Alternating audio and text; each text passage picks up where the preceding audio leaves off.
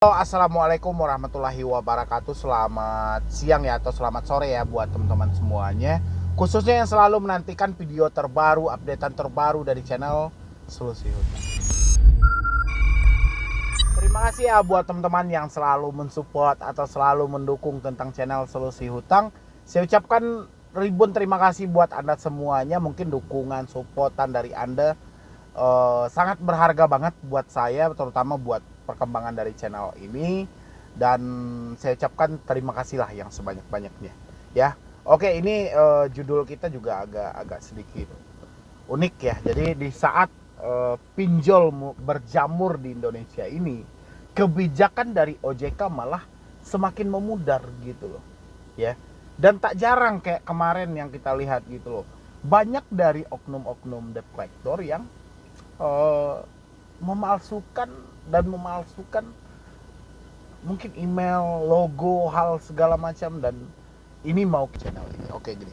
Di saat pinjol berjamur gitu loh, dan mereka mulai terbit meskipun selama ini dari Satgas Waspada Investasi ataupun dari Otoritas Jasa Keuangan, AFI sendiri, Kominfo berusaha semaksimal mungkin untuk melakukan pemblokiran, penghapusan mungkin ya.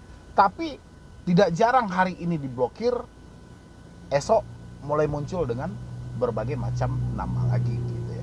Dan ketika hal itu terjadi, kita juga bingung sebagai debitur. Di satu sisi ya, kita melihat banyaknya pinjol yang mulai bermunculan, dan banyak juga pinjol yang sudah diblokir oleh Otoritas Jasa Keuangan. Menjadi dilema sendiri gitu loh ya. Di satu sisi banyaknya pinjol yang sudah diblokir, di sisi lain banyaknya pinjol yang masih terbit gitu loh. Dan ditambah lagi saat ini ya, saat ini mungkin kita sudah tidak asing lagi ya, pemalsuan penagihan yang mengatasnamakan Otoritas Jasa Keuangan ya. Belum lagi penggunaan logo dari Otoritas Jasa Keuangan seakan-akan mereka telah memiliki izin ya, atau mereka mengirimkan berupa surat-surat yang menyatakan itu adalah izin resmi dari OJK. Tapi apa yang dilakukan OJK di balik ini? Kita tidak melihat memberikan dampak atau efek jera gitu loh kepada pelaku-pelaku yang sengaja melakukan pemalsuan ini. Bahkan ini bukan hari ini aja gitu loh. Bahkan dari kemarin-kemarin pun sudah banyak, tapi kita tidak melihat apa sih yang dilakukan oleh OJK ketika hal ini terjadi. Makanya kita menganggap kebijakan itu mulai memudar gitu loh ya. Hanya sebatas konfirmasi mungkin di Instagram gitu loh, atau penyampaian bahwa OJK tidak ikut serta dalam menagih, OJK tidak ikut serta dalam aksi-aksi yang seperti ini. Kalau hanya sebatas seperti itu ya mungkin orang-orang juga maklum. Tapi yang dibutuhkan oleh masyarakat itu adalah kinerja yang sebenarnya gitu loh. Jadi di saat satu lembaga ini yang kalau kayak OJK kan itu udah besar gitu ya, kan perbankan yang ada di Indonesia ini itu di bawah wewenang dari OJK. Tapi sangat disayangkan yang dilakukan oleh oknum-oknum debt collector ini, mereka menagih mengatasnamakan OJK, ini memberikan citra yang sangat buruk gitu loh ya.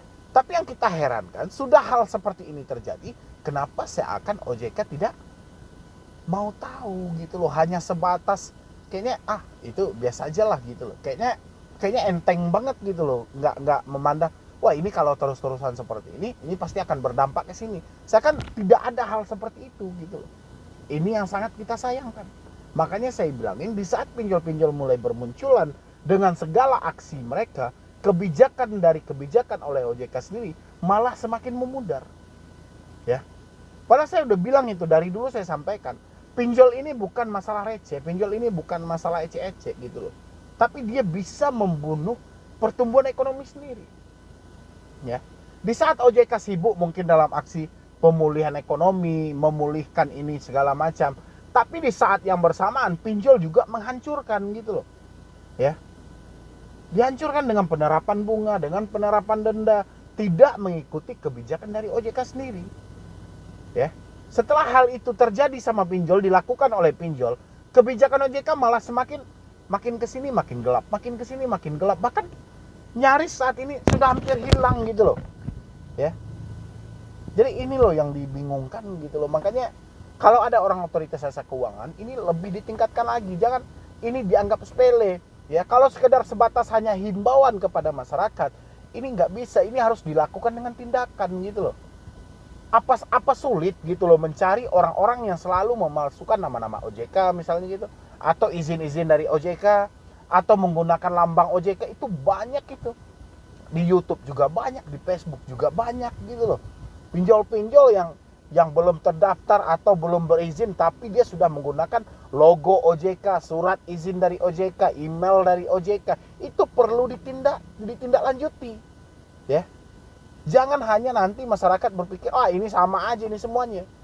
Pinjol legal sama aja, mereka sama-sama menggunakan logo yang sama. Palingan juga OJK hanya sebatas himbauan. Jadi kita yang dibutuhkan itu pembuktian dan tindakannya. Selama ini kita lihat hukum dari OJK itu seakan abu-abu gitu loh. Sudah begitu banyak korban yang berjatuhan dari pinjaman online. Kan OJK anggap enteng aja, udah pinjamlah ke pinjol yang legal, pinjamlah ke pinjol yang resmi. Jadi seakan di sini ada aksi penutupan mata gitu loh. Ya.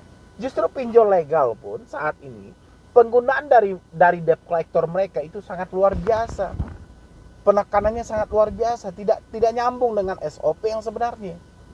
Ya.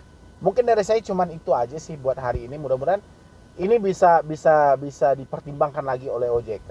Kalau ada satu kesalahan kita lakukan cuman sebatas himbauan, ini tolong dipikirkan lagi gitu loh. Karena himbauan aja kalau saya rasa itu nggak cukup lah. Jadi diperlukan juga tindakan dan hal-hal yang harus dilakukan memberi efek jerah kepada pelaku-pelaku yang selama ini memalsukan. Mungkin dari saya cuman itu aja, terlebih dan terkurangnya saya mohon maaf. Ini karena saya mewakili suara-suara dari mereka yang selama ini tertindas dengan atas nama ini, dan makanya saya wakili, tolong ditindaklanjuti pelaku-pelaku yang memalsukan nama OJK, yang memberi efek jelek kepada nama OJK, tolong itu ditindaklanjuti, jangan hanya sebatas dihimbau gitu loh. Ya. Mungkin dari saya cuma itu aja. Buat teman-teman nanti yang mau konsultasi atau diskusi dengan tim saya, silahkan di nomor yang ada di deskripsi, atau Anda juga follow Instagram saya juga boleh @medibroni ya.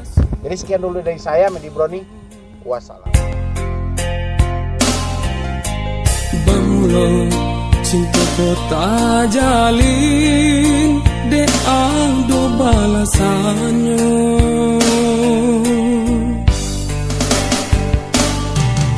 Tapi kini apa nang tak jadi, cinta hanya tinggal carito. Di simpang jalan ganggam balapekan adik pai jangan lain. Mengadulu cinta dan adik katakan, kalau di hati hanyalah permainan. Dan nilai tahu kita ndak sepadan, biar turikan langkah.